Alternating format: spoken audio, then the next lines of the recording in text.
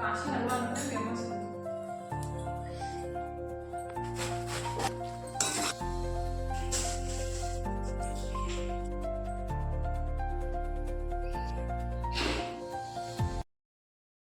ನಮಸ್ಕಾರ ಎಲ್ಲರಿಗೂ, ಬೆಳಗಿನ ಶುಭೋದಯ ರೀ.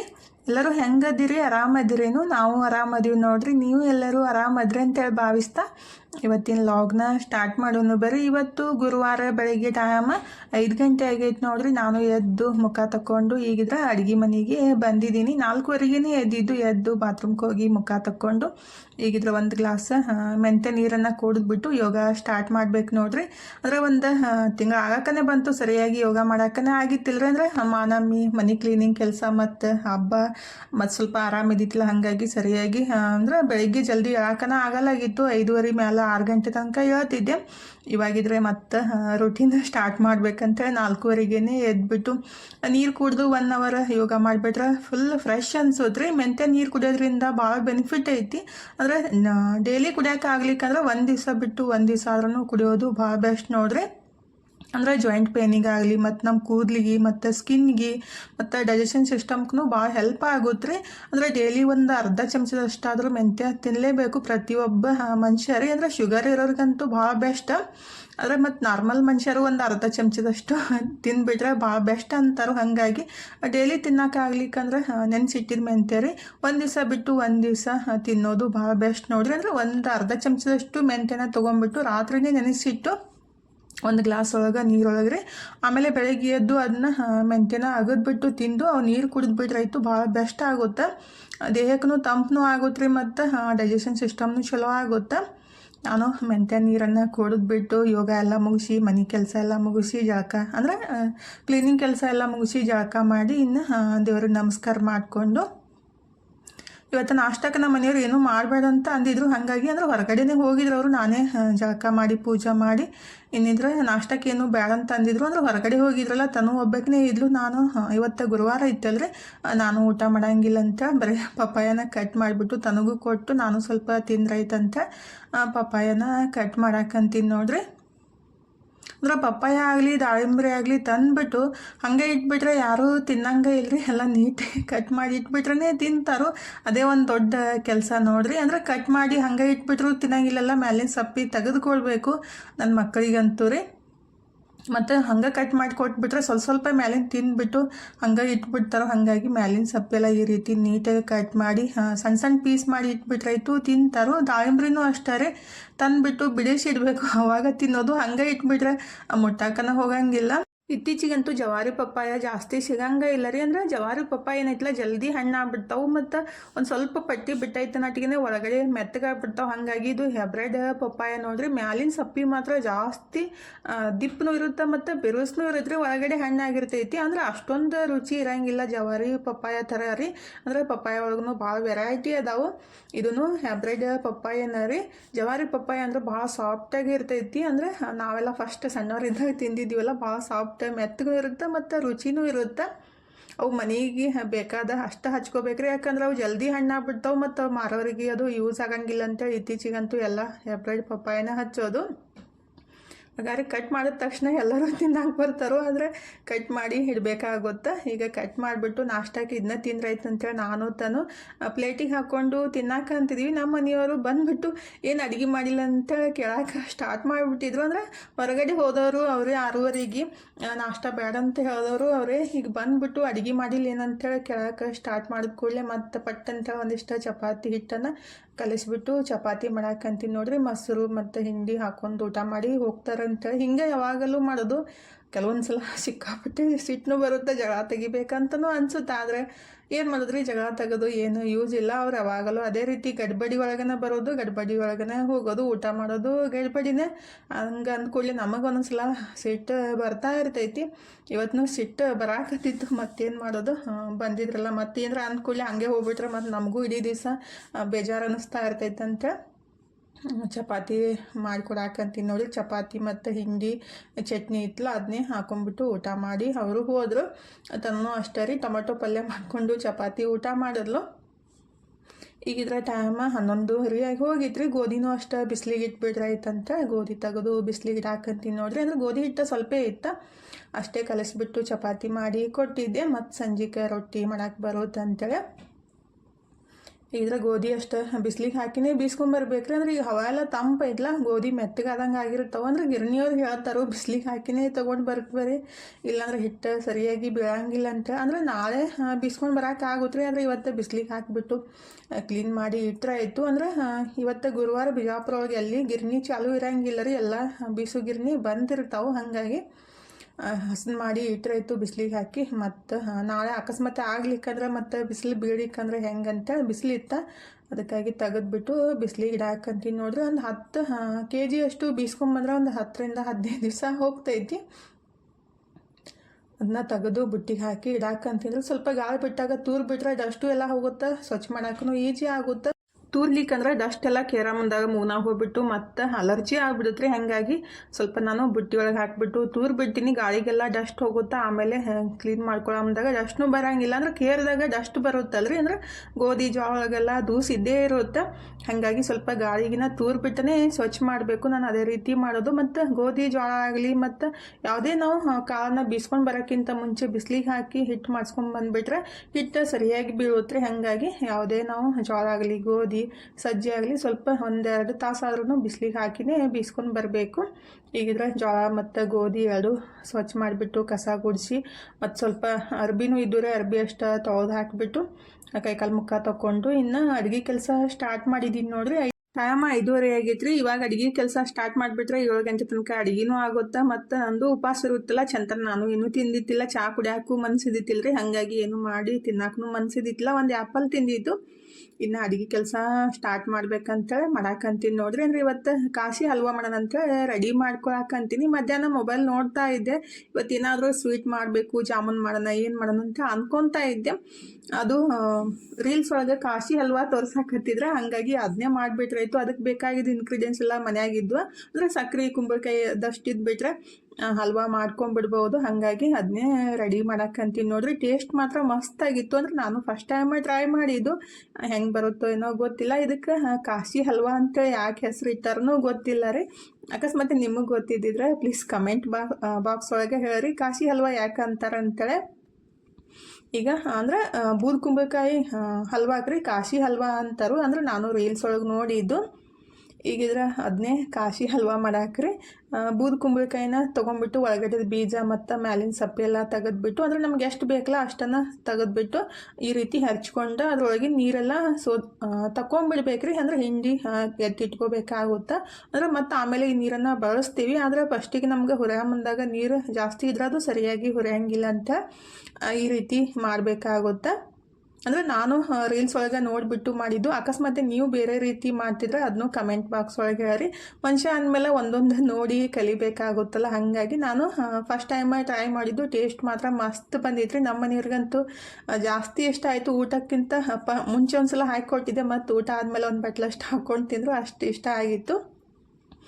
ಈಗಿದ್ರೆ ಅದು ಕುಂಬಳಕಾಯಿ ನೀರೆಲ್ಲ ತೆಗೆದ್ಬಿಟ್ಟು ಈ ರೀತಿ ಒಂದು ಬಟ್ಲೊಳಗೆ ಹಾಕಿಬಿಟ್ಟು ಅದನ್ನ ಇಟ್ಟಿದ್ದೀನಿ ನೋಡ್ರಿ. ಅಂದರೆ ಸಕ್ಕರೆ ಹಾಕೋಕೆ ಈಜಿ ಆಗುತ್ತಂತ, ಅಂದರೆ ಎಷ್ಟು ಸಕ್ಕರೆ ಹಾಕ್ಬೇಕಂತೇಳಿ ಗೊತ್ತಾಗುತ್ತಂತ.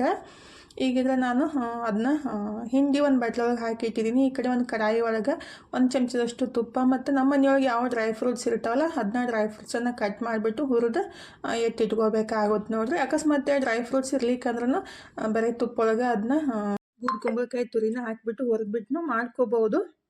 ಈಗ ಅದು ಫಸ್ಟಿಗೆ ಏನು 1 ಚಮಚದಷ್ಟು ತುಪ್ಪ ಹಾಕಿಬಿಟ್ಟು ಡ್ರೈ ಫ್ರೂಟ್ಸನ್ನು ಹುರಿದು ಇಟ್ಕೊಂಡಿದ್ದೀನಿ ರೀ. ಮತ್ತೇನು ತುಪ್ಪ ಹಾಕೋದೇನು ಬೇಕಾಗಿಲ್ಲ. ಅದೇ ತುಪ್ಪಕ್ಕನ್ನು ತುರಿದಿಟ್ಟಿದ್ದ ಬೂದ್ ಕುಂಬಳಕಾಯಿ ತುರಿನ ಹಾಕಿಬಿಟ್ಟು ಒಂದು 3 ರಿಂದ 4 ನಿಮಿಷ ಚಲೋತ್ನಾಗೆ ಹುರ್ಕೋಬೇಕಾಗುತ್ತೆ ರೀ. ಮಿಕ್ಸ್ ಮಾಡ್ಕೊತ ಒಂದು 3-4 ನಿಮಿಷ ಇದೇ ರೀತಿ ಹುರ್ಕೊಂಬಿಟ್ಟು ಆಮೇಲೆ ಸಕ್ಕರೆ ಅಥವಾ ಬೆಲ್ಲ ಹಾಕಿಬಿಟ್ಟು ರೆಡಿ ಮಾಡ್ಕೋಬೇಕು. ಆ್ಯಕ್ಚುಲಿ ಬೆಲ್ಲ ಹಾಕಿಬಿಟ್ಟೇ ಮಾಡಬೇಕಿತ್ತು, ಬೆಲ್ಲ ಖಾಲಿಯಾಗಿತ್ತು ಮತ್ತು ತರಕ್ಕೂ ಆಗಂಗಿಲ್ಲ ಅಂತೇಳಿ ನಾನು ಸಕ್ಕರೆನ ಬಳಸಿಬಿಟ್ಟು ಮಾಡಿದ್ದು. ಜಾಸ್ತಿ ಸಕ್ಕರೆಗಿಂತ ಬೆಲ್ಲ ಹಾಕಿಬಿಟ್ರೇ ಟೇಸ್ಟ್ ಅಂತ ನನಗೆ ಅನ್ಸೋತ್ರಿ. ಈಗಿದ್ರೆ ನಾನು ಅದನ್ನ ಒಂದು 3-4 ನಿಮಿಷ ಈ ರೀತಿ ನೀಟಾಗಿ ಹುರ್ಕೊಂಬಿಟ್ಟು ಇದಕ್ಕೆ ನಾನು ಒಂದು 3/4 ಬಟ್ಲಷ್ಟು ಸಕ್ಕರೆನ ಹಾಕಿದ್ದೀನಿ. ಅಂದರೆ ರೀಲ್ಸ್ ಒಳಗೆ 1 ಬಟ್ಲ ತುರಿ ತೊಗೊಂಬಿಟ್ರೆ 1 ಬಟ್ಲಷ್ಟು ಸಕ್ಕರೆ ಹಾಕ್ಬೇಕಂತ ಹೇಳಿ ತೋರಿಸಿದ್ರು. ಆದರೆ ಸ್ವೀಟ್ ಜಾಸ್ತಿ ಆಗ್ತೈತೆ ಅಂತ ನನಗೆ ಅನ್ನಿಸ್ತಾ, ಹಾಗಾಗಿ ನಾನಲ್ಲಿ ಒಂದು 3/4 ಬಟ್ಲಷ್ಟು ಸಕ್ಕರೆನ ಹಾಕಿದ್ದೀನಿ. ಅಂದರೆ 1 ಬಟ್ಲ ಒಳಗೆ ಸ್ವಲ್ಪನ ಎತ್ತಿಟ್ಬಿಟ್ಟು ಅದನ್ನ ಸಕ್ಕರೆ ಹಾಕಿ ಮತ್ತು ಚಲೋತ್ನಾಗಿ ಮಿಕ್ಸ್ ಮಾಡಿಕೊಂಡು ಏನು ನಾವು ಅದು ಹಿಂಡ್ಬಿಟ್ಟು ಇಟ್ಟಿದ್ದೀವಲ್ರಿ ಬೂದ್ ಕುಂಬಳಕಾಯಿ ಜ್ಯೂಸು ಅದನ್ನ ಇದಕ್ಕೆ ಮಿಕ್ಸ್ ಮಾಡಬೇಕಾಗುತ್ತೆ. ಅಂದರೆ ವೇಸ್ಟ್ ಮಾಡೋಕ್ಕೆ ಹೋಗಬಾರ್ದು. ಅದನ್ನ ಚಲೋತ್ನಾಗ ಹುರ್ಕೊಂಡ್ಮೇಲೆ ಆಮೇಲೆ ಇದಕ್ಕೆ ಅದು ಅಷ್ಟು ಜ್ಯೂಸೆಲ್ಲ ಹಾಕಿಬಿಟ್ಟು ಚಲೋತ್ನಾಗ ಮಿಕ್ಸ್ ಮಾಡಿ ಒಂದು 3-4 ನಿಮಿಷ ಸಣ್ಣ ಉರಿ ಒಳಗೆ ಮುಚ್ಚಿಟ್ಟು ಬೆನ್ಸ್ಕೋಬೇಕ್ರಿ. ಈಗ ಒಂದು 3-4 ನಿಮಿಷ ಆಯ್ತು ನೋಡ್ರಿ, ಚಲೋತ್ನಾಗೆ ಬೆಂದೈತಿ. ಅಂದ್ರೆ ನೀರಿನ ಅಂಶ ಎಲ್ಲ ಕಂಪ್ಲೀಟಾಗಿ ಹೋಗೈತಿ. ಇವಾಗಿದು ರೆಡಿ ಆಗೈತಿ ನೋಡ್ರಿ. ಇದಕ್ಕೆ ನಾವು ಸ್ವಲ್ಪ ಬೇಕಂದ್ರೆ ತುಪ್ಪ, ಏಲಕ್ಕಿ ಪುಡಿ ಮತ್ತು ಡ್ರೈ ಫ್ರೂಟ್ಸ್ ಹಾಕಿಬಿಟ್ಟು ರೆಡಿ ಮಾಡ್ಕೊಂಡ್ರೆ ಆಯಿತು. ಮಸ್ತಾಗಿರುವ ಕಾಶಿ ಹಲ್ವಾ ರೆಡಿ ಆಗೈತಿ ನೋಡ್ರಿ. ನಿಮಗೂ ಇಷ್ಟ ಆಗೈತೆ ಅಂತ ಅಂದ್ಕೊತೀನಿ. ನೀವು ಒಂದ್ಸಲ ಖಂಡಿತ ಟ್ರೈ ಮಾಡಿರಿ, ಟೇಸ್ಟ್ ಮಾತ್ರ ಸಖತ್ತಾಗಿರುತ್ತೆ. ಇದಕ್ಕೆ ನಾನು ಸ್ವಲ್ಪ ಏಲಕ್ಕಿ ಪುಡಿ ಮತ್ತು ಅದು ಹುರಿದಿಟ್ಟಿದ್ದ ಬಾದಾಮಿ ಮತ್ತು ಸ್ವಲ್ಪ ದ್ರಾಕ್ಷಿನ ಹಾಕಿಬಿಟ್ಟು ಒಂದು ಸ್ವಲ್ಪ ತುಪ್ಪ ಹಾಕಿ ಮಿಕ್ಸ್ ಮಾಡಿಕೊಂಡೆ ನೋಡ್ರಿ. ಮಸ್ತಾಗಿ ಪರಿಮಳ ಅಂತೂ ಸಖತ್ತಾಗಿ ಬರಾಕತ್ತಿತ್ತು. ಟೇಸ್ಟು ಮಸ್ತಾಗಿತ್ತು ರೀ. ಈಗ ಇದ್ರ ಫಸ್ಟಿಗೆ ದೇವ್ರಿಗೆ ನೈವೇದ್ಯನ ಇಟ್ಬಿಟ್ಟು, ಗುರುವಾರ ಇತ್ತಲ್ಲ ಹಾಗಾಗಿ ದೇವ್ರಿಗೆ ನೈವೇದ್ಯ ಇಟ್ಟು ಪೂಜೆ ಮಾಡಿಬಿಟ್ಟು ನಮಸ್ಕಾರ ಮಾಡಿಕೊಂಡು ಆಮೇಲೆ ಮತ್ತೆ ಅಡುಗೆ ಕೆಲಸ ಸ್ಟಾರ್ಟ್ ಮಾಡ್ಬೇಕಂತೇಳಿ ನಾನು ಈಗಿದ್ರೆ ದೇವರಿಗೆ ದೀಪ ಅಂದರೆ ಟೈಮು 6 ಗಂಟೆ ಹಾಕಿ ಬಂದಿತ್ತು. ದೀಪ ಹಚ್ಚಿ ನೈವೇದ್ಯ ಮಾಡಿ ಅಡುಗೆ ಮಾಡ್ಕೊತ ಕುಂತ್ರಾಯ್ತು. ಅಂದರೆ ಲೇಟ್ ಆಗುತ್ತಲ್ಲ ಅಡುಗೆ ಎಲ್ಲ ಮಾಡೋಕ್ಕಂತೇಳಿ ಮತ್ತು ದೀಪ ಹಚ್ಚೋ ಟೈಮ್ನು ಹೋಗ್ಬಿಡುತ್ತೆ. ಅಂದರೆ ಯಾವಾಗಲೂ ನಾವು 6ರಿಂದ 6:30 ಒಳಗಡೆ ದೇವ್ರ ಮುಂದೆ ದೀಪ ಹಚ್ಬೇಕಂತಾರೋ, ಹಾಗಾಗಿ ದೀಪ ಹಚ್ಚಿ ದೇವ್ರಿಗೆ ನೈವೇದ್ಯ ಮಾಡಿ ಇನ್ನು ಅಡುಗೆ ಕೆಲಸ ಸ್ಟಾರ್ಟ್ ಮಾಡಿದ್ದೀನಿ. ನನ್ನ ಮಗಳಿದ್ರೆ ಏನಾರ ಮಾಡಿದ ತಕ್ಷಣ ಬಂದುಬಿಟ್ಟು ತಿನ್ನೋಕೆ ಸ್ಟಾರ್ಟ್ ಮಾಡಿಬಿಡ್ತಾವೆ. ಟೇಸ್ಟ್ ಆಗಿತ್ತು ಅಂದರೆ ತಿನ್ನೋದು, ಟೇಸ್ಟ್ ಆಗಿಲ್ಲ ಅಂದರೆ ಇದನ್ನೇನು ಮಾಡಿರಿ ಅಂತ ಅಂದ್ಬಿಟ್ಟು ಸುಮ್ಮನೆ ಕೂಡ್ತಾಳೆ. ಇವತ್ತು ಅದು ಹಲ್ವಾ ರೆಡಿ ಮಾಡಿ ಇಟ್ಟಿದ್ದೆ ಅಲ್ರಿ, ಹಾಕೊಂಡ್ಬಿಟ್ಟು ತಿನ್ನಕ್ಕಂತಿದ್ಲು. ಭಾಳ ಮಸ್ತ್ ಆಗೈತೆ ಮಮ್ಮಿ ಅಂತ ಹೇಳಾಕತ್ತಿದ್ಲು. ಆಯಿತು ತಿನ್ನವ ಅಂತೇಳಿ ನಾನು ಅಂದ್ಬಿಟ್ಟು ಇನ್ನು ಅಡುಗೆ ಕೆಲಸ ಸ್ಟಾರ್ಟ್ ಮಾಡಿದ್ದೀನಿ ನೋಡ್ರಿ. ಇವತ್ತು ಸ್ವಲ್ಪ ಡಿಫ್ರೆಂಟಾಗಿ ನಾನು ಎಣ್ಗಾಯಿ ಪಲ್ಯನ ಮಾಡಿದ್ದು. ಅಂದರೆ ನಮ್ಮ ಕಡೆ ಬದ್ನಿಕಾಯಿ ಅಡ್ಗಾಯಿ ಅಂತೀವಿ ನಾವು, ಅದನ್ನೇ ಮಾಡಿದ್ದು. ಫಸ್ಟಿಗೆ ಸಿಂಪಲ್ಲಾಗಿ ಮಾಡ್ಕೊಳ್ಳೋಣಂತ ಅಂದ್ಕೊಂಡೆ, ಆದರೆ ಬೇಡ ಬಿಡು ಇವತ್ತು ಸ್ವಲ್ಪ ಡಿಫ್ರೆಂಟಾಗಿ ಮಾಡೋಣಂತ ಅಂದರೆ ಮಸಾಲೆ ಎಲ್ಲ ರುಬ್ಬಿಟ್ಟು ಮಾಡೋಣಂತ ರೆಡಿ ಮಾಡ್ಕೊಳಕ್ಕಂತೀನಿ ನೋಡ್ರಿ. ಟೇಸ್ಟ್ ಮಾತ್ರ ಮಸ್ತಾಗಿತ್ತು. ಗ್ರೇವಿ ಅಂತ ಸಖತ್ತಾಗಿರುತ್ತೆ ರೀ. ಈಗ ಅದನ್ನೇ ರೆಡಿ ಮಾಡಕ್ಕಂತೀನಿ ನೋಡ್ರಿ. ಫಸ್ಟಿಗೆ ಒಂದು ಬಾಣಲಿನ ಕಾಸಕ್ಕೆ ಇಟ್ಬಿಟ್ಟು 1 ಮುಷ್ಟಿಯಷ್ಟು ಶೇಂಗಾ ರೀ, ಮತ್ತು ಒಂದು 2-3 ಚಮಚದಷ್ಟು ಬಿಳಿ ಎಳ್ಳು, ಒಂದು 5-6 ಮೆಣಸಿನ್ಕಾಯಿ ರೀ, ಮತ್ತು 1 ಇಂಚಷ್ಟು ದಾಲ್ಚಿನ್ನಿ, 1-2 ಲವಂಗ ರೀ, ಮತ್ತು 1-2 ಚಮಚದಷ್ಟು ಧನಿಯಾ, ಮತ್ತು ಸ್ವಲ್ಪ ಕಾರಳು ಮತ್ತು ಸ್ವಲ್ಪ ಜೀರಿಗೆ ಹಾಕಿಬಿಟ್ಟು ಚಲೋತ್ನಾಗೆ ಹುರ್ಕೋಬೇಕಾಗುತ್ತೆ ನೋಡ್ರಿ. ಈ ರೀತಿ ಚಲೋತ್ನಾಗ ಹುರ್ಕೊಂಡ್ಬಿಟ್ಟು ಒಂದು ಪ್ಲೇಟಿಗೆ ಎತ್ತಿಟ್ಟು ಅದೇ ಬಾಣಲಿಗೆ ಏನೈತಿಲ್ಲ 1 ಚಮಚದಷ್ಟು ಎಣ್ಣೆ ಹಾಕ್ಬಿಟ್ಟು ಹಸಿ ಮಸಾಲ ಹುರ್ಕೋಬೇಕಾಗುತ್ತೆ ರೀ. ಈಗಿದ್ರೆ ಅದೇ ಬಾಣಲಿಗೆ 1 ಚಮಚದಷ್ಟು ಎಣ್ಣೆ ಹಾಕಿ ಸ್ವಲ್ಪ 1 ಇಂಚಷ್ಟು ಶುಂಠಿ ಮತ್ತು 1-2 ದೊಡ್ಡ ಸೈಜ್ ಉಳ್ಳಾಗಡ್ಡಿ ಮತ್ತು ಒಂದು ಸ್ವಲ್ಪ ಹಸಿ ಕೊಬ್ಬರಿ ಹಾಕಿದ್ದೀನಿ ರೀ. ಒಣ ಕೊಬ್ಬರಿ ಇದ್ರೆ ಅದನ್ನು ಬಳಸ್ಬೋದು. ನನ್ನ ಕಡೆ ಇದ್ದಿತ್ತಿಲ್ಲ ಅಂತ ನಾನು ಹಸಿ ಕೊಬ್ಬರಿನ ಹಾಕಿದ್ದು ಕಟ್ ಮಾಡಿದ್ದು ಸ್ವಲ್ಪ ರೀ, ಅಂದರೆ 1 ಮುಷ್ಟಿಯಷ್ಟು ಹಾಕ್ಬೋದು. ತೆಂಗಿನಕಾಯಿ ತುರಿ ತೊಗೊಂಡ್ಬಿಟ್ರೆ ಒಂದು ಅರ್ಧ ಬಟ್ಲಷ್ಟು ತೆಂಗಿನಕಾಯಿ ತುರಿ ಹಾಕ್ಬೋದು ರೀ, ಮತ್ತು 1 ಗಡ್ಡಿಯಷ್ಟು ಬೆಳ್ಳುಳ್ಳಿ, 1-2 ದೊಡ್ಡ ಸೈಜ್ ಟೊಮೊಟೊ ಮತ್ತು ಒಂದು ಸ್ವಲ್ಪ ಕರ್ಬೇವಿನ ಸೊಪ್ಪು ಮತ್ತು ಸ್ವಲ್ಪ ಉಪ್ಪು ಹಾಕಿಬಿಟ್ಟು ಉಳ್ಳಾಗಡ್ಡಿ ಮತ್ತು ಟೊಮೊಟೊ ಎಲ್ಲ ಮೆತ್ತಗಾಗೋ ಮಟ್ಟ 1-2-3 ನಿಮಿಷ ಹುರ್ಕೋಬೇಕ್ರಿ. ಈಗಿದ್ರೆ ಅದು ಉಳ್ಳಾಗಡ್ಡಿ ಮತ್ತು ಟೊಮೊಟೊ ಎಲ್ಲ ಸ್ವಲ್ಪ ಉಪ್ಪು ಹಾಕಿ ಹುರಿಯಾಕಿ ಇಟ್ಬಿಟ್ಟು ಇನ್ನು ಬದ್ನಿಕಾಯಿನ ಎಲ್ಲ ಕಟ್ ಮಾಡಿಬಿಟ್ಟು ನೀರಾಗ ಹಾಕಿಟ್ರಾಯ್ತಂತ ಅದನ್ನ ಹುರಿಯಾಕಿಟ್ಟು ಈ ಕಡೆ ಬದ್ನಿಕಾಯಿನ ಕಟ್ ಮಾಡ್ಕೊಳಕ್ಕಂತೀನಿ ನೋಡ್ರಿ. ಇಲ್ಲಿ ನಾನು ಒಂದು 1/4 kg ಬದ್ನಿಕಾಯಿ ತೊಗೊಂಡಿದ್ದೀನಿ. ಒಂದು ಸ್ವಲ್ಪ ನೀರು ತೊಗೊಂಡ್ಬಿಟ್ಟು ಅದಕ್ಕೆ ಒಂದು ಸ್ವಲ್ಪ ಉಪ್ಪು ಹಾಕಿ ಬದ್ನಿಕಾಯಿ ಕಟ್ ಮಾಡಿಬಿಟ್ಟು ಹಾಗೆ ಇಡಕ್ಕೆ ಹೋಗಬಾರ್ದು, ಕಪ್ಪಾಗ್ಬಿಡ್ತಾವ್ರಿ, ನೀರಿಗೆ ಹಾಕಿ ಇಡಬೇಕಾಗುತ್ತೆ.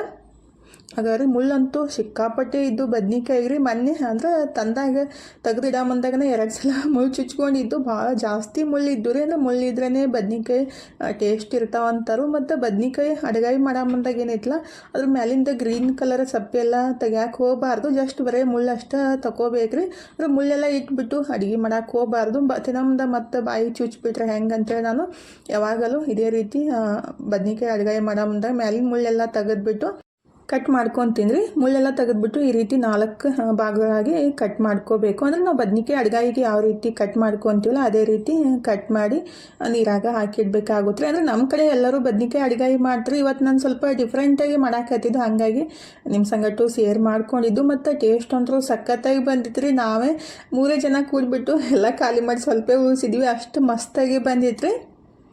ಈಗಿದ್ರೆ ಬದ್ನಿಕಾಯಿ ಎಲ್ಲ ಕಟ್ ಮಾಡಿಬಿಟ್ಟು ನೀರಾಗ ಹಾಕಿಟ್ಟಿದ್ದೀನಿ. ಈ ಕಡೆ ಅದು ಉಳ್ಳಾಗಡ್ಡಿ ಮತ್ತು ಟೊಮೊಟೊ ಎಲ್ಲ ಹುರಿದ್ಬಿಟ್ಟು ಅಂದರೆ ಹುರಿಯಾಕೆ ಇಟ್ಟಿದ್ದೆ ಅಲ್ರಿ, ಅವನು ಮೆತ್ತಗಾಗಿದ್ದ. ಗ್ಯಾಸ್ ಬಂದ್ ಮಾಡಿ ಸ್ವಲ್ಪ ತಣ್ಣಗಾಗಲಿ ಅಂತೇಳಿ ಬಿಟ್ಟಿದ್ದು. ಈ ಕಡೆ ಏನೈತಲ್ಲ ಅದು ಫಸ್ಟಿಗೆ ಶೇಂಗಾ ಮತ್ತು ಮೆಣಸಿನ್ಕಾಯಿ ಎಲ್ಲ ಹುರಿದಿಟ್ಟಿದ್ದೆ ಅಲ್ರಿ, ಅದನ್ನ ಮಿಕ್ಸಿಗೆ ಹಾಕಿ ಪೌಡ್ರ್ ಮಾಡಿ ತೊಗೋಬೇಕು. ಹೀಗಿದ್ರೆ ಅದು ಫಸ್ಟಿಗೆ ಶೇಂಗಾ ಮೆಣಸಿನ್ಕಾಯಿ ಎಲ್ಲ ಪುಡಿ ಮಾಡಿ ಒಂದು ಪ್ಲೇಟಿಗೆ ಎತ್ತಿಟ್ಟಿದ್ದೀನಿ. ಇನ್ನೇನೈತಲ್ಲ ಅದು ಮಿಕ್ಸರ್ ಜಾರಿಗೆ ಏನೈತಲ್ಲ ಹುರಿದಿಟ್ಟಿದ್ದು ಟೊಮೆಟೊ ಮತ್ತು ಉಳ್ಳಾಗಡ್ಡಿ ಎಲ್ಲ ಹಾಕಿ ಸ್ವಲ್ಪ ಹುಣಸೆ ಹಣ್ಣು ಹಾಕ್ಬಿಟ್ಟು ರುಬ್ಕೊಂಡು ತೊಗೋಬೇಕಾಗುತ್ತೆ. ಸಿಂಪಲ್ಲಾಗೆ ಮಾಡಿಬಿಟ್ರು ಸಖತ್ತಾಗಿರುತ್ತೆ ಟೇಸ್ಟ್ ಅಂತೂ. ಈಗಿದ್ರೆ ಮಿಕ್ಸರ್ ಜಾರಿಗೆ ಹುರಿದಿಟ್ಟಿದ್ದು ಟೊಮೆಟೊ ಉಳ್ಳಾಗಡ್ಡಿ ಎಲ್ಲ ಹಾಕಿಬಿಟ್ಟು ಸ್ವಲ್ಪ ಹುಣಸೆ ಹಣ್ಣು ಹಾಕಿ ರುಬ್ಕೊಂಡ್ಬಿಟ್ರೈತ್ರಿ. ರುಬ್ಕೊಂಡು ತೊಗೊಂಡಿದ್ದೀನಿ ನೋಡಿರಿ. ಈಗಿದ್ರೆ ಅದು ಫಸ್ಟಿಗೆ ಏನು ಪುಡಿ ಮಾಡಿ ಇಟ್ಟಿದ್ದೆಲ್ಲ ಶೇಂಗಾ ಮತ್ತು ಮೆಣಸಿನ್ಕಾಯಿ ಹಾಕಿದ್ದು ಅದು ಪೌಡ್ರಕ್ಕನ್ನ ಇದು ಪೇಸ್ಟನ್ನು ಹಾಕಿಬಿಟ್ಟು ಚಲೋತ್ನಾಗ ಕಲಸಿ ಬದ್ನಿಕಾಯಿ ಒಳಗೆ ಫಿಲ್ ಮಾಡ್ಕೋಬೇಕಾಗುತ್ತೆ. ಈಗಿದ್ರೆ ಎಷ್ಟು ಬೇಕಲ್ಲ ಅಷ್ಟು ಅದು ಪೇಸ್ಟ್ ಮಾಡಿದ್ದು ಹಾಕಿಬಿಟ್ಟು ಸ್ವಲ್ಪ ಸಕ್ಕರೆ ಹಾಕಿದ್ದೀನಿ. ಬೆಲ್ಲ ಆದ್ರೂ ಹಾಕ್ಬೋದ್ರಿ. ಬೆಲ್ಲ ಖಾಲಿ ಆಗೈತಂತ ನಾನು ಸ್ವಲ್ಪ ಸಕ್ಕರೆ ಮತ್ತು ಸ್ವಲ್ಪ ಉಪ್ಪು ಹಾಕಿದ್ದೀನಿ. ಅಂದರೆ ನಾವು ಉಳ್ಳಾಗಡ್ಡಿ ಹುರಿಯಮ್ದಾಗೂ ಹಾಕಿರ್ತೀವಿ, ನೋಡ್ಕೊಂಬಿಟ್ಟು ಸ್ವಲ್ಪ ಉಪ್ಪು ಹಾಕಿಬಿಟ್ಟು ಶೇಂಗದ ಪುಡಿ ಮತ್ತು ಅದು ಪೇಸ್ಟ್ ಎಲ್ಲ ಹಾಕಿಬಿಟ್ಟು ಚಲೋತ್ನಾಗೆ ಕಲಿಸ್ಬಿಟ್ಟು ಬದ್ನಿಕಾಯಿ ಒಳಗೆ ಈ ರೀತಿ ತುಂಬ್ಕೋಬೇಕಾಗುತ್ತೆ ನೋಡಿರಿ. ನೀಟಾಗಿ ಎಷ್ಟು ಬದ್ನಿಕಾಯಿ ಹಿಡಿಯುತ್ತಲ್ಲ ಅಷ್ಟೆಲ್ಲ ಇದ್ರೊಳಗೆ ಅದು ಮಸಾಲ ಎಲ್ಲ ತುಂಬಿಬಿಟ್ಟು ಇಟ್ಕೋಬೇಕಾಗುತ್ತೆ. ಬದ್ನಿಕಾಯಿ ಎಷ್ಟು ತೊಗೊಂಡಿರ್ತೀವಲ್ಲ ಅಷ್ಟು ಬದ್ನಿಕಾಯಿ ಒಳಗೂ ಈ ರೀತಿ ಎಲ್ಲ ಮಸಾಲ ತುಂಬಿಬಿಟ್ಟು ಆಮೇಲೆ ಒಗ್ಗರಣೆ ರೆಡಿ ಮಾಡ್ಕೊಳಕ್ಕೆ ಬರುತ್ತೆ ನೋಡಿರಿ. ಈ ರೀತಿ ಮಾಡಿದ್ದ ಬದ್ನಿಕಾಯಿ ಅಡುಗೆ ಅಂತೂ ಸಖತ್ತಾಗಿರುತ್ತೆ. ನಮಗಂತೂ ಜಾಸ್ತಿ ಇಷ್ಟ ಆಯಿತು. ಅಂದರೆ ನಾನು ಯಾವಾಗಲೂ ಬರೀ ಶೇಂಗಾ ಪುಡಿ ಮತ್ತು ಖಾರದ ಪುಡಿ ಹಾಕಿಬಿಟ್ಟು ಫಿಲ್ ಮಾಡಿ ರೆಡಿ ಮಾಡ್ಕೊತಿದ್ದೆ. ಈ ರೀತಿ ಮಸಾಲೆ ಎಲ್ಲ ಹುರಿದ್ಬಿಟ್ಟು ಫಿಲ್ ಮಾಡಿ ಮಾಡ್ಕೊತಿದ್ದಿಲ್ಲ. ಅಂದರೆ ಬದ್ನಿಕಾಯಿ ಅಡುಗೆ ರೀ ಫಸ್ಟ್ ಟೈಮ್ ಮಾಡಿದ್ದು. ಟೇಸ್ಟ್ ಮಾತ್ರ ಸಖತ್ತಾಗಿ ಬಂದಿತ್ತು. ಈಗಿದ್ರೆ ಎಲ್ಲ ಬದ್ನಿಕಾಯಿ ಈ ರೀತಿ ಮಸಾಲೆ ಎಲ್ಲ ತುಂಬಿಬಿಟ್ಟು ಇಟ್ಟಿದ್ದೀನಿ ನೋಡಿರಿ. ಇದೇನು ಮಸಾಲ ಐತಲ್ಲ ಅದನ್ನೂ ಯೂಸ್ ಮಾಡ್ಕೋಬೇಕು. ಅಂದರೆ ಗ್ರೇವಿ ಬರುತ್ತಲ್ಲ ಅದಕ್ಕೆ ಹಾಕಕ್ಕೆ ಬರುತ್ತೆ. ಈಗಿದ್ರೆ ಅದನ್ನೆಲ್ಲ ಬದ್ನಿಕಾಯಿ ತುಂಬಿ ಇಟ್ಬಿಟ್ಟು ಇದು ಬಾಣಲಿಗೆ ಅಂದರೆ ಟೊಮೆಟೊ ಏನು ಹುರಿದಿಟ್ಟಿದ್ದೀವಲ್ಲ ಅದ ಬಾಣಲಿಗೆ ಒಂದು ಚಮಚದಷ್ಟು ಎಣ್ಣೆ, ಸ್ವಲ್ಪ ಸಾಸಿವೆ, ಜೀರಿಗೆ, ಸ್ವಲ್ಪ ಇಂಗು ಮತ್ತು ಕುಟ್ಟಿಟ್ಟಿದ್ದ ಬೆಳ್ಳುಳ್ಳಿ ಹಾಕಿ ಒಗ್ಗರಣೆ ರೆಡಿ ಮಾಡ್ಕೋಬೇಕ್ರಿ. ಈಗಿದ್ರೆ ಅದನ್ನ ಚಲೋತ್ನಾಗೆ ಮಿಕ್ಸ್ ಮಾಡಿಬಿಟ್ಟು ಇದೇನು ತುಂಬಿಟ್ಟಿದ್ದ ಬದ್ನಿಕಾಯಿ ಅಂದರೆ ಮಸಾಲ ಫಿಲ್ ಮಾಡಿ ಇಟ್ಟಿದ್ದೀವಲ್ಲ ಅದನ್ನ ಬದ್ನಿಕಾಯಿ ಎಲ್ಲ ಹಾಕಿಬಿಟ್ಟು 1 ನಿಮಿಷ ಹುರ್ಕೋಬೇಕಾಗುತ್ತೆ. ಈ ರೀತಿ ನೀವು ಬದ್ನಿಕಾಯಿ ಗ್ರೇವಿ ಮಾಡಿಬಿಟ್ರೆ ಎಷ್ಟು ಮಾಡಿಬಿಟ್ರೂ ಖಾಲಿ ಆಗುತ್ತೋ ಅಷ್ಟು ಮಸ್ತ್ ಆಗುತ್ತೆ. ಈಗಿದ್ರೆ ಅದು ಬದ್ನಿಕಾಯಿ ಎಲ್ಲ ಹಾಕಿಬಿಟ್ಟು 1 ನಿಮಿಷ ಚಲೋತ್ನಾಗೆ ಎಣ್ಣೆಯೊಳಗೆ ಹುರ್ಕೊಂಬಿಟ್ಟು ಆಮೇಲೆ ಸ್ವಲ್ಪ ಅರಿಶಿನ ಪುಡಿ ಮತ್ತು ಸ್ವಲ್ಪ ಉಪ್ಪು ಹಾಕಿದ್ದೀನಿ. ಈಗ ಉಪ್ಪು ಮತ್ತು ಅರಿಶಿನ ಪುಡಿ ಹಾಕಿ ಚಲೋತ್ನಾಗೆ ಮಿಕ್ಸ್ ಮಾಡಿಬಿಟ್ಟು ಇದೇನು ಮಸಾಲ ಎಲ್ಲ ಓದಿತ್ತಲ್ರಿ ಆ ಮಸಾಲ ಎಲ್ಲ ಹಾಕಿಬಿಟ್ಟು ಎಷ್ಟು ಬೇಕಲ್ಲ ಅಷ್ಟು ನೀರು ಹಾಕಿ ಮತ್ತು ಕುದಿಸ್ಕೋಬೇಕಾಗುತ್ತೆ. ಬದ್ನಿಕಾಯಿ ಮೆತ್ತಗಾಗೋ ಮಟ್ಟ ಸ್ವಲ್ಪ ನೀರು ಹಾಕಿನೇ ಕಲಸಿ ಹಾಕಬೇಕಿತ್ತು. ನಾನು ಫಸ್ಟಿಗೆ ಹಂಗೆ ಹಾಕಿಬಿಟ್ಟೆ ರೀ. ಅದನ್ನು ಚಲೋತ್ನಾಗೆ ಮಿಕ್ಸ್ ಮಾಡ್ಕೋಬೇಕಿತ್ತು ಕೈಲೇ ಮತ್ತು ಚಮಚಲ್ಲಿ ಎಲ್ಲ ನೀಟಾಗಿ ಮಿಕ್ಸ್ ಮಾಡಿಕೊಂಡು ಕುದಿಸಾಕಿಡ್ಬೇಕಾಗುತ್ತೆ. ಕೈಲೇ ನೀಟಾಗಿ ಮಿಕ್ಸ್ ಮಾಡಿಬಿಟ್ರೆ ಸರಿಯಾಗಿ ಆಗ್ತಿತ್ತು. ಅಂದರೆ ನಾನು ಹಾಗೆ ಹಾಕಿಬಿಟ್ಟೆ. ನೀವು ಮಾಡೋ ಮುಂದಾಗ ಆ ರೀತಿ ಮಾಡ್ರಿ ಅಂತ ಹೇಳಿದೆ ಅಷ್ಟೇ ರೀ. ಸ್ವಲ್ಪ ನೀರು ಹಾಕಿಬಿಟ್ಟು ಚಲೋತ್ನಾಗೆ ಮಿಕ್ಸ್ ಮಾಡಿ ಒಂದು 4 ರಿಂದ 5 ನಿಮಿಷ ಅದು ಮುಚ್ಚಿಟ್ಟು ಬೆನ್ಸ್ಕೋಬೇಕಾಗುತ್ತೆ. ಅಂದರೆ ಬದ್ನಿಕಾಯಿ ಒಂದು 80% ಅಷ್ಟಾದ್ರೂ ಬೆನಿಬೇಕು. ಹಾಗಾಗಿ ಅದನ್ನ ಮುಚ್ಚಿಟ್ಟು ಬೆನ್ಸಾಕಿಟ್ಟಿದ್ದೀನಿ. ಈ ಕಡೆ ಜೋಳದ ಹಿಟ್ಟನ್ನು ಕಲಿಸಿಟ್ರಾಯ್ತು ರೊಟ್ಟಿ ಮಾಡೋಕೆ ಬರುತ್ತಂತ ರೆಡಿ ಮಾಡ್ಕೊಳಕ್ಕಂತೀನಿ ನೋಡಿರಿ. ಬದ್ನಿಕಾಯಿ ಅಡುಗೆ ಸಂಗಟ ಜೋಳದ ರೊಟ್ಟಿ ಇದ್ರೆ ಸಖತ್ತಾಗಿರುತ್ತೆ. ರುಚಿ ಅಂತೂ ಡಬಲ್ ಆಗುತ್ತೆ. ಹಾಗಾಗಿ ಜೋಳದ ರೊಟ್ಟಿ ಮಾಡ್ರೈತಂತ ಈ ಕಡೆ ಬದ್ನಿಕಾಯಿ ಕುದಿಸಾಕಿಟ್ಬಿಟ್ಟು ಈ ಕಡೆ ಹಿಟ್ಟನ್ನು ಕಲಿಸಿಟ್ಬಿಟ್ಟೆ ರೀ. ಈ ಕಡೆ ಒಂದು 4-5 ನಿಮಿಷ ಆಗಿತ್ತು. ಬದ್ನಿಕಾಯಿನೂ ಸಾಫ್ಟಾಗೆ ಬೆಂದಿತ್ತು ನೋಡಿರಿ. ಅಂದರೆ ಭಾಳ ಮೆತ್ತಗಾಗಿ ಕುದಿಸ್ಕೊಳಕ್ಕೆ ಹೋಗಬಾರ್ದು ಬದ್ನಿಕಾಯಿ ಯಾವಾಗಲೂ. ಅಂದರೆ ನಾವು ಅಡುಗೆ ಮಾಡಲಿ ಪಲ್ಯ ಮಾಡಲಿ ಬದ್ನಿಕಾಯಿ ಜಾಸ್ತಿ ಮೆತ್ತಗಾಗ್ಬಿಟ್ರೆ ಅದರ ರುಚಿ ಕಮ್ಮಿ ಆಗುತ್ತೆ. ಸ್ವಲ್ಪ ಲೈಟಾಗೆ ಬಿರಿಸಿದ್ರೇ ಅಂದರೆ ಜಾಸ್ತಿ ಮೆತ್ತಗೂ ಇರಬಾರ್ದು ಜಾಸ್ತಿ ಬಿರುಸು ಇರಬಾರ್ದು, ಹದವಾಗಿ ಕುದ್ದಿರ್ಬೇಕ್ರಿ ಆವಾಗ ರುಚಿ ಜಾಸ್ತಿ ಆಗೋದು. ಹಾಗಾದ್ರೆ ಎಷ್ಟು ಮಸ್ತಾಗಿ ಗ್ರೇವಿ ಬಂದೈತಿ. ಅಂದರೆ ಅನ್ನಕ್ಕೂ ಆಗುತ್ತಂತ ನಾನು ಸ್ವಲ್ಪ ಜಾಸ್ತಿ ಗ್ರೇವಿ ಮಾಡ್ಕೊಂಡಿದ್ದು. ನನ್ನ ಮಗಳಿಗೆ ಬದ್ನಿಕಾಯಿ ತಿನ್ನೋಕೆ ಇಷ್ಟ ಆಗಂಗಿಲ್ಲ ರೀ, ಬರೀ ಗ್ರೇವಿ ತಿಂತಾಳು. ಅಂದರೆ ನುಗ್ಗೆಕಾಯಿ ಸಾರು ಮಾಡಿದ್ರು ಅಷ್ಟೇ, ಬರೀ ಸಾರು ಅಷ್ಟೇ ತಿನ್ನೋದು. ಮತ್ತು ಹೀರೆಕಾಯಿ ಆಗಲಿ ಬದ್ನಿಕಾಯಿ ಸ್ವಲ್ಪ ಅದು ಈ ಥರ ಗ್ರೇವಿ ಮಾಡಿಬಿಟ್ರೆ ಬರೀ ಗ್ರೇವಿ ತಿನ್ನೋದು. ಅದು ಏನಂತಾರೆ ಬದ್ನಿಕಾಯಿ ಆಗಲಿ ಹೀರೆಕಾಯಿ ಮತ್ತು ನುಗ್ಗೆಕಾಯಿ ಏನು ತಿನ್ನೋಕೆ ಹೋಗಂಗಿಲ್ಲ, ಬರೀ ಗ್ರೇವಿ ಅಷ್ಟೇ ತಿಂತಾಳು. ಹಾಗಾಗಿ ಸ್ವಲ್ಪ ಜಾಸ್ತಿನೇ ಗ್ರೇವಿ ಮಾಡಿದ್ದು. ಈಗಿದ್ರೆ ಅದನ್ನು ರೆಡಿ ಮಾಡಿ ಇಟ್ಬಿಟ್ಟು ಲಾಸ್ಟಿಗೆ ಕೊತ್ತಂಬರಿ ಸೊಪ್ಪು ಅಷ್ಟೇ ಹಾಕಿದ್ದು. ಈಗಿದ್ರೆ ರೊಟ್ಟಿ ಅಷ್ಟು ಮಾಡಿಬಿಟ್ರೆ ಅಡುಗೆ ಕೆಲಸ ಆಯ್ತು ನೋಡಿರಿ. ನಮಗೂ ಹಸಿವಾಗಿತ್ತು. ತನಗೆ ಅನ್ನ ತಾನೇ ರೆಡಿ ಮಾಡ್ಕೊಂಡಿದ್ಲು. ಅದೇ ಬದ್ನಿಕಾಯಿ ಗ್ರೇವಿ ಮತ್ತು ಅನ್ನ ಹಾಕ್ಕೊಂಬಿಟ್ಟು ಊಟ ಸ್ಟಾರ್ಟ್ ಮಾಡ್ಯಾವ ನೋಡಿರಿ. ಅಂದರೆ ಅಡುಗೆ ಮಾಡೋ ಮುಂದಾಗ ಯಾರೂ ಬಂದು ಹಣಿಕೆ ಹಾಕೋಂಗಿಲ್ಲ ಅಡುಗೆ ಮನೆಗೆ. ಅಡುಗೆ ಆದ ತಕ್ಷಣ ಎಲ್ಲರೂ ಬಂದುಬಿಟ್ಟು ಊಟ ಮಾಡೋಕ್ಕೆ ಸ್ಟಾರ್ಟ್ ಮಾಡಿಬಿಡ್ತಾರೆ. ಅಂದರೆ ಪ್ರತಿಯೊಂದು ಮನೆಯೊಳಗೂ ಹಾಗೆ ಇರುತ್ತೆ. ಈಗಿದ್ರೆ ತಾನು ಊಟ ಹಿಡ್ಕೊಂಡು ಹೋದ್ಲು. ಮಮ್ಮಿ ಇಲ್ಲೇನು ಹಿಡ್ಕೊಂಡು ಹೋಗ್ರಿ ಮತ್ತು ತಂದಿಡೋದು ಕಷ್ಟ ಆಗುತ್ತಂತೆ ಅನ್ನಕತ್ತಿದ್ಲು. ಆಯ್ತಳವ ಅಂತೇಳಿ ಈಗಿದ್ರೆ ನಾನು ಫಸ್ಟಿಗೆ ನಾಯಿಗಂತ ಒಂದು ಅಪ್ಪಂದ ರೊಟ್ಟಿ ಮಾಡಿದ್ದೆ ರೀ. ಮರಿಗಳಿಗೆ ತಿನ್ಸನಂತ ನಾನು ಅನ್ನಕಂತೀನಿ, ಇದು ದೊಡ್ಡದೇನೈತಲ್ರಿ ಅವಕ್ಕೆ ತಿನ್ನೋನೇ ಗುಡ್ಸಂಗಿಲ್ಲ. ತಿನ್ನಕ್ಕೆ ಬಂದ್ರೂ ಕಡ್ಯಾಕ ಸ್ಟಾರ್ಟ್ ಮಾಡಿಬಿಡ್ದುತ್ತ. ಹಾಗಾಗಿ ಹೊಡ್ಯಾಕತ್ರೂ ಹೋಗಲಾಗಿತ್ತು. ಹಂಗಾಗಿ ಸ್ವಲ್ಪ ಹೊತ್ತು ನಿಂತ್ಬಿಟ್ಟು ಅವಕ್ಕೂ ಸಣ್ಣ ಮರಿಗಳಿಗೆ ತಿನ್ನಿಸಿ ಬಂದ್ರೈತೆ ಅಂತೇಳಿ ನಿಂತಿದ್ದೆ ರೀ. ಅಂದ್ರೆ ಅದಕ್ಕೆ ಹೊಡಿಬೇಕು, ಹೊಡೆದ್ಬಿಟ್ಟು ಇವಕ್ಕೆ ತಿನ್ನಿಸ್ಬೇಕ್ರಿ, ಇಲ್ಲಾಂದ್ರೆ ಎಲ್ಲ ಕಸ್ಕೊಂಡ್ಬಿಟ್ಟು ತಾನೇ ತಿಂದ್ಬಿಡ್ತೈತಿ.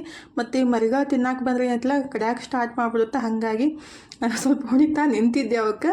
ಸಣ್ಣ ಮರಿಗಳಿಗೆ ತಿನ್ನಿಸ್ಬಿಟ್ಟು ಇನ್ನು ಬಂದು ನಮ್ಮ ಮನೆಯವ್ರಿಗೂ ಫಸ್ಟಿಗೆ ಪ್ಲೇಟ್ ಹಚ್ಚಿ ಕೊಟ್ರಾಯ್ತು. ಅವರು ಬಂದಿದ್ರು, ಅಂದ್ರೆ ಕೆಲಸ ಮುಗಿಸ್ಕೊಂಡು ಬಂದಿದ್ರು. ಅವ್ರಿಗೆ ಫಸ್ಟಿಗೆ ಪ್ಲೇಟ್ ಹಚ್ಚಿ ಕೊಟ್ಬಿಟ್ಟು ನಾನು ಪ್ಲೇಟ್ ಹಚ್ಕೊಂಡು ಊಟ ಮಾಡ್ಬೇಕು ನೋಡ್ರಿ. ಅಂದರೆ ಇನ್ನೂ ತಣ್ಣಗಾಗ್ತಾ ಅದು ಗ್ರೇವಿ ಗಟ್ಟಿ ಆಗ್ತಾ ಹೋಗ್ತೈತ್ರಿ. ಹಲ್ವಾ ಮತ್ತು ಬದ್ನಿಕಾಯಿ ಅಡ್ಗಾಯಿ ಮತ್ತು ಜೋಳದ ರೊಟ್ಟಿ ಇಷ್ಟ ಅಡುಗೆ ಮಾಡಿದ್ದು ನೋಡ್ರಿ. ಈಗ ನಮ್ಮ ಮನೆಯವ್ರಿಗೆ ಪ್ಲೇಟ ಹಚ್ಕೊಟ್ಬಿಟ್ಟು ನಾನು ಇನ್ನು ಪ್ಲೇಟ್ ಹಚ್ಕೊಂಡು ಊಟ ಮಾಡ್ಬೇಕು ನೋಡ್ರಿ. ಮಸ್ತಾಗಿತ್ತು ಎಲ್ಲ ಅಡುಗೆ. ಸಿಂಪಲ್ಲಾಗಿ ಇದ್ರೂ ಸಖತ್ತಾಗಿ ಆಗಿತ್ತು. ಅಂದರೆ ಹೊಟ್ಟೆ ಹಸಿದಾಗ ಸ್ವಲ್ಪ ಜಾಸ್ತಿನೇ ಈ ರೀತಿ ಅಡುಗೆ ಇದ್ಬಿಟ್ರೆ ಖುಷಿ ಆಗುತ್ತಲ್ರಿ. ಅಂದರೆ ನಾವೇ ಮಾಡಿ ನಾವೇ ತಿನ್ನೋದು ಸ್ವಲ್ಪ ಕಷ್ಟ ಆದ್ರೂ ಖುಷಿ ಅನಿಸುತ್ತೆ. ನನಗೆ ಇದೇ ರೀತಿ ಇಷ್ಟ ಆಗೋದು ಸಿಂಪಲ್ಲಾಗಿ ಅಡುಗೆನ ರೀ. ಈಗಿದ್ರೆ ಪ್ಲೇಟ್ ಹಚ್ಕೊಳಕಂತೀನಿ ನೋಡ್ರಿ. ಮಸ್ತಿಗೆ ಊಟ ಮಾಡೋಣ ಬರ್ರಿ. ಇನ್ನು ಜೋಳದ ರೊಟ್ಟಿ ಮತ್ತು ಬದ್ನಿಕಾಯಿ ಅಡ್ಗಾಯಿ ನಮ್ಮ ಮನೆಯವರು ಊಟ ಸ್ಟಾರ್ಟ್ ಮಾಡಿದರು. ಹಲ್ವಾ ಮಾತ್ರ ಭಾಳ ಮಸ್ತಾಗೈತಿ, ಏನು ಹಾಕಿ ಮಾಡಿ ಅಂತೇಳಿ ಕೇಳಾಕತ್ತಿದ್ರು. ಇದಕ್ಕೆ ಕಾಶಿ ಹಲ್ವಾ ಅಂತಾರೆ ಅಂತೇಳಿ ಹೇಳಾಕತ್ತಿದ್ದೆ. ಏನು ಹಾಕಿ ಮಾಡಿ ಕಾಶಿ ಹಲ್ವಾಕಂತ ಕೇಳಿದ್ರು. ಬೂದ್ ಕುಂಬಳಕಾಯಿ ಹಾಕಿಬಿಟ್ಟು ಮಾಡಿದ್ದೀನಿ, ಹೆಂಗಾಗೈತೆ ರೀ ಅಂಥೇಳಿ ನಾನು ಕೇಳಾಕತ್ತಿದ್ದೆ. ಭಾರಿ ಆಗೈತಿ ಅಂಥೇಳಿ ಅಂದರು. ಈಗ ನಾನು ಟೇಸ್ಟ್ ನೋಡಿದ್ರೆ ನನಗೂ ಜಾಸ್ತಿ ಇಷ್ಟ ಆಯಿತು. ಇವತ್ತಿನ ವಿಡಿಯೋನು ಇಲ್ಲೇ ಮುಗಿಸು. ಅಂದರೆ ಇವತ್ತಿನ ವಿಡಿಯೋ ಹೆಂಗೆ ಅನ್ನಿಸ್ತಂತ ಕಮೆಂಟ್ ಬಾಕ್ಸ್ ಒಳಗೆ ಹೇಳ್ರಿ. ಥ್ಯಾಂಕ್ ಯು ಫಾರ್ ವಾಚಿಂಗ್ ರೀ. ಬಾಯ್ ರೀ ಎಲ್ಲರಿಗೂ.